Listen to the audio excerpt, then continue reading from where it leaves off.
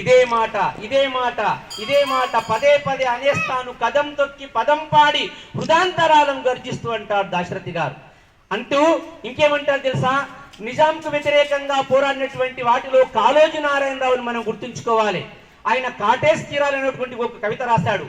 మన పిల్లలను చంపి మనల బంధించిన మానవాధములను మండలాధీశులను, మన పిల్లలను చంపి మనల బంధించిన మానవాధములను మండలాధీశులను మరచిపోకుండా మనం గుర్తుంచుకోవాలి, కసి ఆరిపోకుండా బుసకొట్టుచుండాలి, కాలంబు రాగానే కాటేసి తీరాలే, తిట్టిన నాల్కలను చేపట్టి కొయ్యాలి, తన్నిన కాళ్ళను ఢాకలిగా వాడాలి, ఖండ ఖండలు నరికి కాకులకు ఎయ్యాలి, కాలంబు రాగానే కాటేసి తీరాలే అనేటటువంటి కాళోజీ కవిత మన పిల్లలను చంపి మనల బంధించినటువంటి అధములను, నీచులను, దుర్మార్గులను ఎప్పటికైనా గుర్తుంచుకోవాలి, కాలంబు రాగానే కాటేసి తీరాలనేటువంటి విషయాన్ని తన కవితలో ఎంత అద్భుతంగా చెప్పాడు.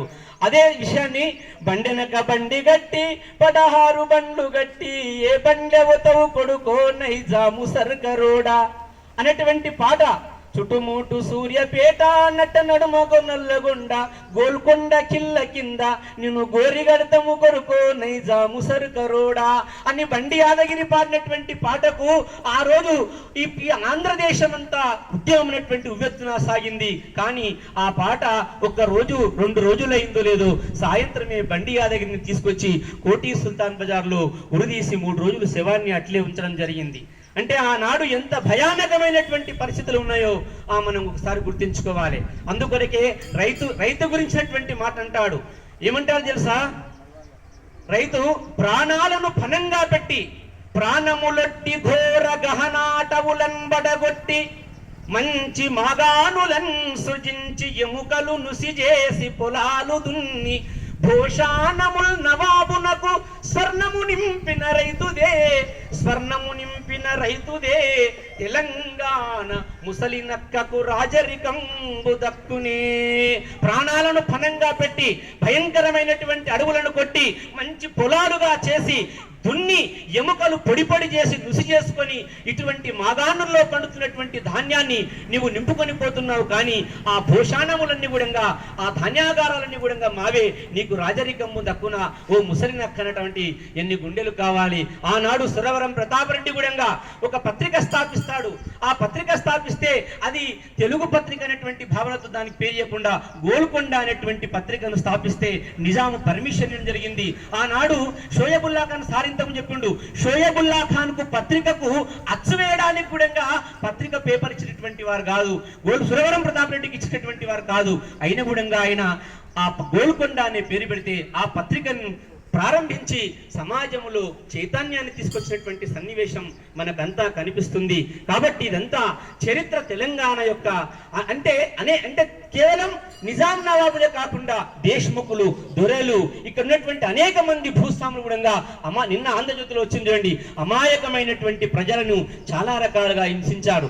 బాలెంతల్ని ఒక ఆయన విష్ణూరు ధర బాలెంతల్ని తన గదికి పిలిపించి చనుబాలను పిన్నటువంటి దుర్మార్గమైనటువంటి చర్య మనకు కనిపిస్తుంది. ఈ నిజాం పరిపాలన ఎంత దుర్మార్గాల దురంతాలమయమో ఒక్కసారి ఒళ్ళంతా గగ్గురు పడుస్తుంది.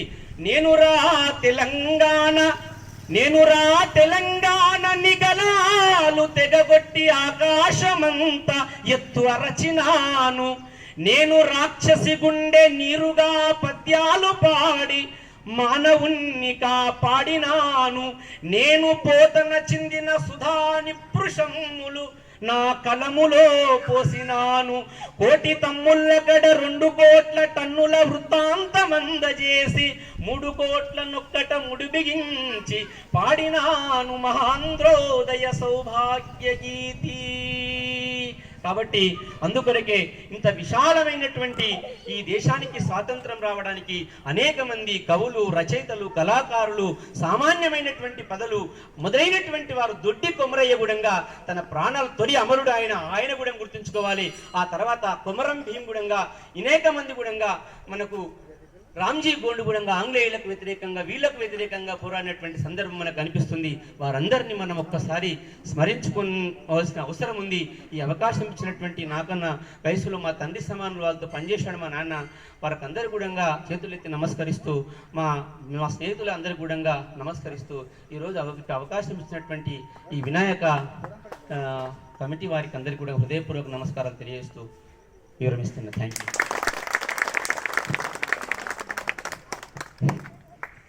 విజయ్ కుమార్ మా యొక్క శిష్యుడు. వాస్తవంగా విజయ్ కుమార్ ఎక్కడున్నా అంటే నేను మొట్టమొదటి విజయ్ కుమార్కి అవకాశం ఇచ్చేవాడిని. భగవంతుడు అనేవాడు వారికి మంచి కంఠం ఇచ్చాడు. నేను అనేకసార్లు చెప్పాను, ప్రతి వ్యక్తిలో మంచి ఉంటుంది, చెడు ఉంటుంది. మంచిని 10 మంది ముందర ప్రశంసించాలి.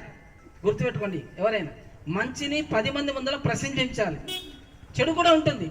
చెడును ఒక్కరుగా ఇండివిజువల్గా తీసుకొని ఆయన భుజం మీద చేసి, బాబు ఇది పొరపాటు చేస్తున్నామని చెప్పాలి మనందరం కూడా. కాబట్టి నేను అనేక సార్లు చెప్పాను, విజయ్కి నీకు అద్భుతమైనటువంటి కళ ఇచ్చాడు భగవంతుడు.